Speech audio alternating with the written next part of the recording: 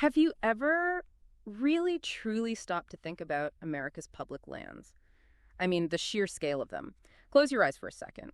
What pops into your head? Maybe those huge Rocky Mountain peaks, or a deep green forest just full of life. Perhaps it's that picture-perfect lake at sunset, someone with their dog right by the shore.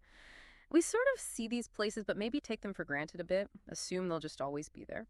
So today we're doing a deep dive into something we think we know, but maybe don't fully grasp. We're going to look at the surprising benefits, the really complex history, and maybe the most interesting part, the kind of unexpected political agreement that seems to surround U.S. public lands. Our mission really is to unpack just how valuable these places are and look at some recent debates, see how this whole issue cuts across usual political lines. And it's important to understand the sheer size we're dealing with here, just setting the stage. Historically, the federal government acquired, get this, 1.8 billion acres across North America. That is a vast amount of land. And the key thing is, these aren't just, blank spots on a map. They're real assets. Yeah. Tangible assets with benefits that touch almost everything we do, often in ways we barely notice. Okay, tangible assets. That's interesting. Because I think for a lot of us, our first thought is, a great hike, maybe a camping trip, the fun stuff, the recreation. But you're saying the value goes much, much deeper than just being a nice place to visit, right? Oh, absolutely. Way deeper. Think of them more like foundations, supporting our lives, often behind the scenes. We can sort of break down these benefits into maybe four main areas. Mm-hmm. First, the big one. Ecological benefits. Yeah. These lands aren't just pretty, they're like the planet's vital organs almost. They act as these massive natural filters for our air and water. That's huge service right there. They provide healthy habitats for wildlife, those crucial migration routes, breeding grounds for so many species. They protect biodiversity, diverse plant and animal communities. And really importantly today, they help with climate change. They act as enormous carbon sinks, pulling CO2 out of the atmosphere. I mean, they are fundamentally important for planetary health, for our existence. Wow. Okay, that paints a really powerful picture of their ecological role. But then you've got the economic side, which I imagine for something that seems so natural must be pretty complex. It is, and it's often surprising. I mean, beyond the obvious things like timber, minerals, fossil fuels, even places for renewable energy. Public lands support this enormous outdoor recreation economy. And we're not talking small numbers here. Back in 2017, this sector, it supported something like $887 billion and over 7.6 million direct jobs. Mm-hmm. More recently, just in 2023, it added about $640 billion to America's GDP. Yeah, $640 billion. Yeah, and get this, it's significantly more than industries like air transportation, auto manufacturing, even oil and gas development combined. Seriously, more than oil and gas. Combined, yes.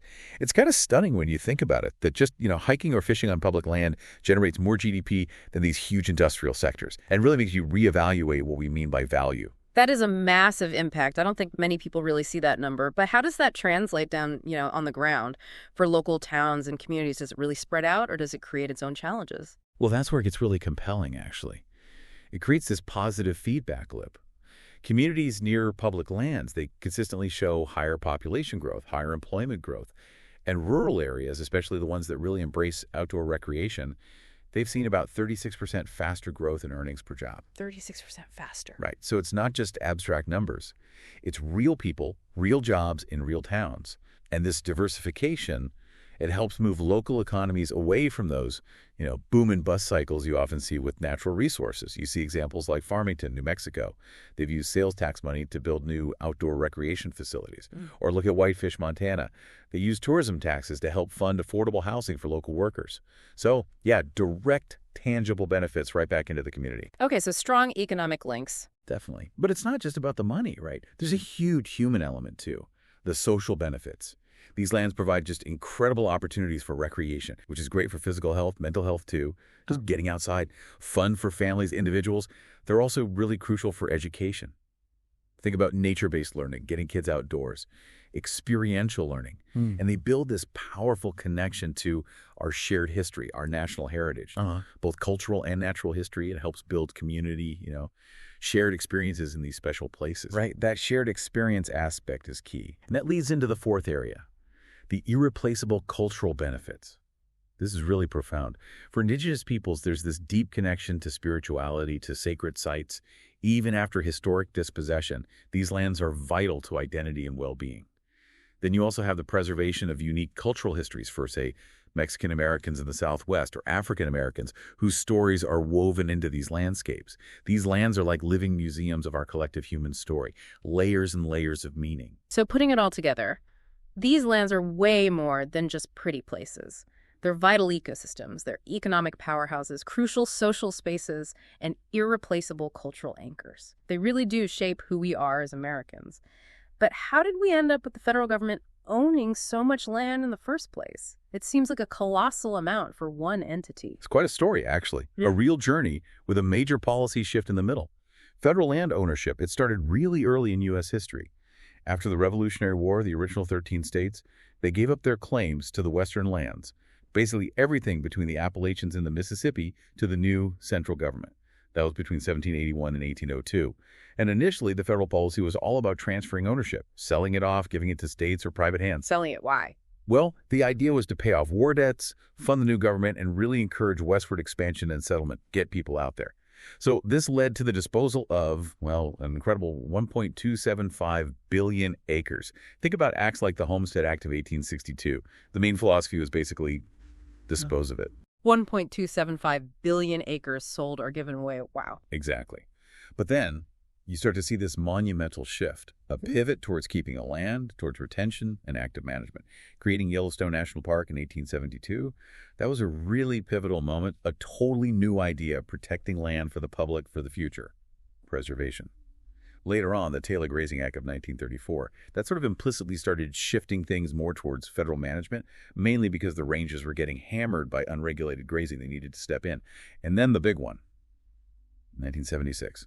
The Federal Land Policy and Management Act, FLPMA, that formally declared the national policy was generally to keep the remaining lands in federal ownership. It was a complete reversal from that initial disposal idea. Okay, so for almost 2 centuries, it's sell, sell, sell, get it into private hands. What finally drove that huge shift towards keeping it? And even with FLPMA saying keep it, that wasn't really the end of the argument, was it? I seem to remember the Sagebrush Rebellion. You're absolutely right. FLPMA was a landmark, but it definitely didn't end the debate. The shift itself was driven by a few things. A growing realization that these resources weren't infinite, seeing the damage from uncontrolled development, and also just increasing public demand for conservation, for places to recreate. And yes, the Sagebrush Rebellion starting around 1978, perfect example of that ongoing tension. This was mostly efforts in western states, state and local governments trying to get control or even ownership of federal lands within their borders. Did they succeed? Largely, no. They often ran up against constitutional issues like the equal footing doctrine, which basically says new states join on the same terms as old ones so they can't claim special ownership of federal lands. But while it wasn't maybe a huge legislative success, it was definitely more effective as a political movement than a legislative one, as some have said. It kept the issue alive, absolutely. Laid groundwork for future debates. And that groundwork, that historical tension, it really flared up again just recently, didn't it? Let's talk about Senator Mike Lee's plan, the mandatory disposal idea. This came up in the FY25 Budget Reconciliation Bill, which is a specific kind of bill often used for budget stuff, sometimes moves faster through Congress, made it feel pretty urgent. What was actually proposed? That's right, it packed up again. Senator Lee's initial plan was pretty ambitious. It proposed selling off millions of acres. The first number was between 2.2 and 3.3 million acres from both BLM, the Bureau of Land Management, and U.S. Forest Service lands.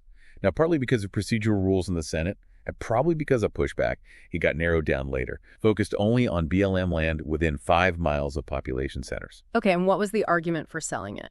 Well, proponents, like Senator Lee, they argue the federal government just owns far too much Western land. Their view was it's often mismanaged, and this holds back local growth, local development. They suggested selling it could help with things like unaffordable housing, put the land to more productive use, quote-unquote, and maybe use the money to help pay down the national debt. You had others, like Representative Harriet Hagman from Wyoming, arguing that, look, 2 or 3 million acres is only a tiny fraction of all federal land, and that critics were kind of misleading people about how big a deal it was. Mismanaged is a strong word. Did they point to specific examples of that, or was it more a general feeling about federal bureaucracy? And this brings us to what I found really fascinating here. Wyoming, a state that's, deeply conservative. Donald Trump won there by the biggest margin of any state in 2024, yet there was, quote, scant support for this land sale idea, even within his own party in Wyoming. How does that work? That unity seems to cut across the usual divides. That's exactly the core question, isn't it?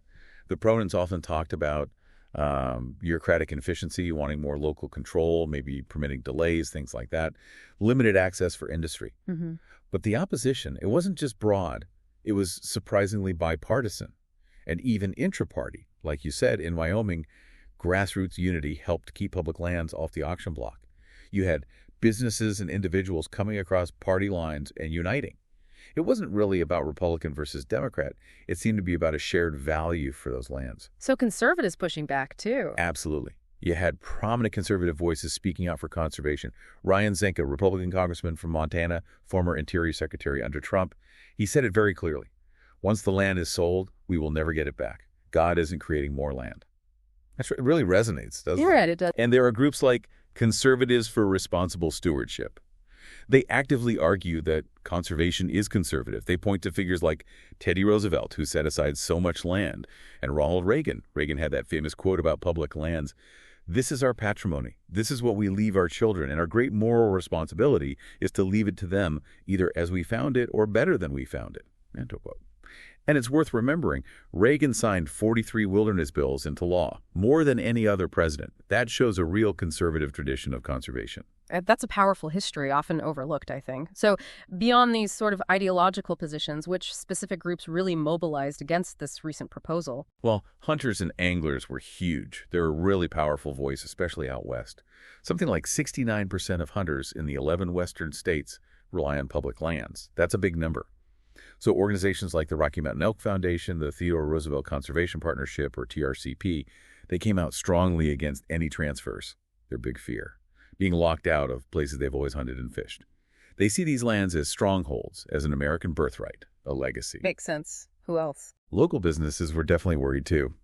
Addie Jenkins, who heads the Wyoming Outdoor Recreation Business Alliance, she basically said public lands are their supply chain, the idea of losing access. Pretty scary, she called it. Think outfitters, guides, hotels, restaurants. Native American communities were also very active. Judith LeBlanc from the Native Organizers Alliance Action Fund, she noted that Indian country and our allies were paying attention. They worked successfully to help shut it down, given those deep cultural and spiritual ties. And then there's just general public opinion. A Colorado college poll in 2024 found 58% of people in Wyoming opposed giving the state control over national public lands or selling them off. It's not just special interests, but broad public opposition. Okay, so it sounds like just an overwhelming wave of opposition from all sorts of directions, all the usual lines blurred. So what was the official reason Senator Lee gave for eventually pulling the plan back? Well, ultimately, Senator Lee acknowledged the pushback, especially the concerns about who might actually buy the land if it were sold. His stated reason for withdrawing the provision, concerns about a lack of safeguards to prevent sales to foreign buyers like China or BlackRock. He acknowledged he couldn't guarantee sales would go only to American families. And that really tapped into a widespread fear, across the political spectrum, that these unique national assets could end up controlled by entities that don't share American values or prioritize public access. And the final outcome? The outcome was, because of that huge public backlash, that really strong bipartisan opposition, Senator Lee dropped the planned sale of public lands from the bill. As Joel Pedersen, the CEO of TRCP, put it pretty simply, when we unite, we win. What a result. A really powerful demonstration. So we've seen how these public lands, they're so much more than just pretty scenery, aren't they? They're these complex webs, ecological, economic, social, cultural value, all woven together, really shaping who we are as Americans. They anchor that massive outdoor recreation economy, adding hundreds of billions to our GDP, and they foster the sense of shared identity, a shared access that's pretty unique in the world. Yeah, what's really striking when you look at this whole story is that enduring tension, right, between different ideas about land management, about ownership. But alongside that, you see this powerful, often cross-party agreement against selling off large chunks of federal land. It really highlights that no matter your politics, that desire to protect this birthright, as people call it, these special wild places, it seems to run incredibly deep in the American psyche. It's part of a shared heritage. So thinking about all this, what does it mean for you, our listeners, and maybe for the future? Here's something to consider. In a world that feels increasingly divided, what does this kind of powerful, unified stand for public lands, even among people who fight about almost everything else? What does that tell us about what might actually connect us as a nation? And maybe, just maybe, how could that kind of unity be tapped into for other really critical challenges we're facing? Something to think about.